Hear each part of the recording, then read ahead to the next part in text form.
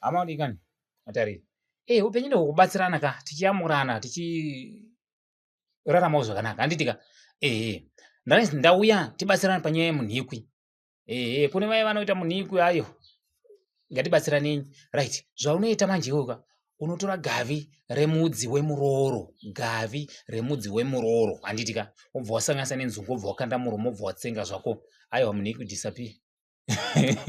zvinhu zvacho ipapo chero wangoita munhikwi wakareba zvinenge 50 km ayo ipapo disappear gavi remudzi wemuroro vanomuziva muroro aiwa munotoziva mukatobvunzana vanokutokuratidza uyu ndiye muroro waita kugona madzimba chitumbeni